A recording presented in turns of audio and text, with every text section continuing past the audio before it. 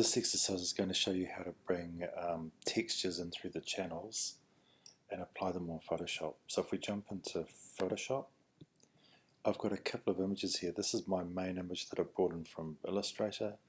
I've got background color, and then I've got a layer here that if I flip it open, it's got the center kind of leaf veins, and then it's got the leaf. So if I have a look here, I've got another image, completely different image called Monoprint. So what I'm going to do is I'm going to select all of this, so Command A, and I'm going to cut it or copy it, so Command X, I'm going to cut it in this case, and you'll see across here I have layers, channels and paths. I'm going to go to the channels and make a new channel, and then I just go Command V, and it pastes that image into the channels. Now you'll see that everything becomes black, white and grey, so wherever it's black it's going to block, whatever is white is going to be active, and anything that's grey is going to be partway in between. So if it's a colour, it'll be 50% grey, it'll be 50% transparent. So I've brought up the levels, Command L, and all I'm going to do is I'm going to move these sliders, and I'm simply trying to make the black and whites really distinct. I'll go with that, it's giving a lot more contrast, and I'll go OK. Now there's some areas here that you'll see haven't quite gone far enough, so it's still grey, whereas these areas are black. So rather than keep going and making these way too contrasty, what I can do is I can use dodge and burn. So this tool here, so we've got the lollipop for dodge, which means lighten, and the burn tool, which will darken. The burn tool, if I come up here, and I always make sure it's on shadows, the exposure, I like to put it down fairly low, because then I can build it up. And what it does is it won't affect the whites, it will only affect anything that's grey. And the more I go over it, the more it will take it towards black. So if I've got a low exposure, I can build this up and control it rather than being too harsh. Same down here. You'll see if I change the exposure up, it happens a lot faster, but it's quite coarse. It's filling in way too much, so it's better just to build it up. I'll do this so you get the idea, and then I go Command I, and that's just inverting it, because white is going to be the active areas, and that's what I want. So I can click the select tool, go to my layers, I'm going to make a new layer, and it doesn't really matter what color it is here. If I go Option Delete, which means fill with the foreground color, and then Command D to get rid of that selection.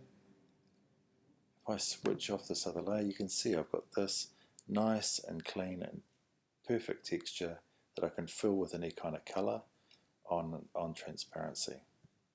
So if I get the arrow tool, a way that I can copy it into the other image, so if I click on it and drag it up to the other images tab, when it flicks to the image, I'm still holding down. While I'm holding down, I can drag into the picture and let go, and it will bring it into the space. So what I'm going to do here is I'm going to go Command T and spin it around, because it's this area of texture here that I really like. So what I'm going to do is I'm going to Command minus down, and I'm just going to scale it.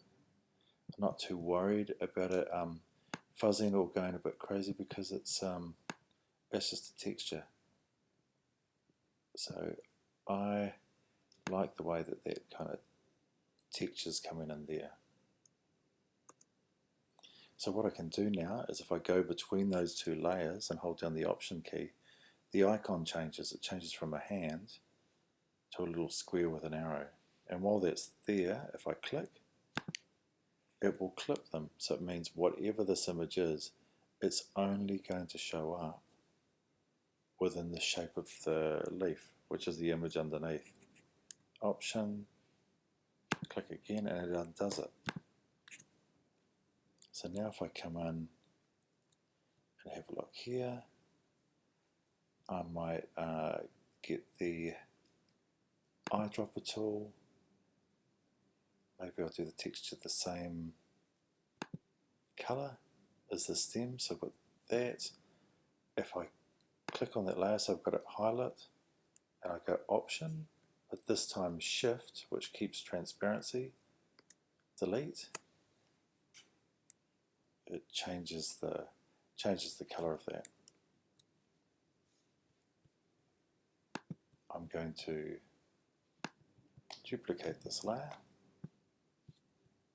I'm going to drag it up above the vein in the middle, and again I'm just going to clip it so it's clipped into this shape here. I'm going to go eye for the eyedropper. This is just to pick the light orange, and then with this I can go Option, Shift, Delete, which is filling with the foreground color again. Obviously it lines up with the other one, so what I'm going to do is I'm going to get the arrow tool, and I can just move it around so you can see it appearing and disappearing in the vein. So I might just, it's all too much. I like it there, so it comes in a little bit. It kind of disintegrates this side somewhat. So if I click the eye on and off, I can see how much of a difference it's making. All of these layers can have a mask attached to them. So with this one here, if I click the Add a Layer Mask option, it comes up. I know that black is going to block it. So I've got black as my foreground colour, got a nice big soft brush, make it a bit smaller. I'm going to switch off the eye beside these other things, so I'm just looking at this, and I can control it. So on that mask, if I paint with black, I can get rid of it. So I'm getting rid of it over the middle there.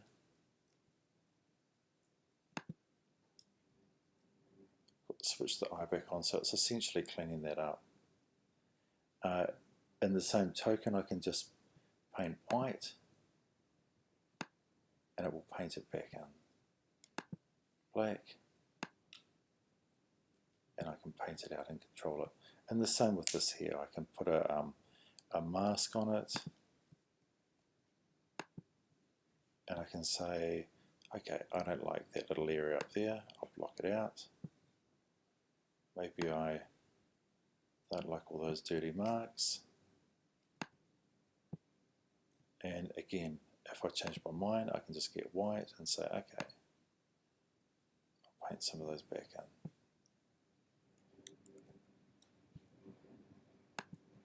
So a nice, easy way to kind of bring textures in. The benefit of this is you can bring in exactly what you want as a texture, not use a filter or something by default or a pattern device.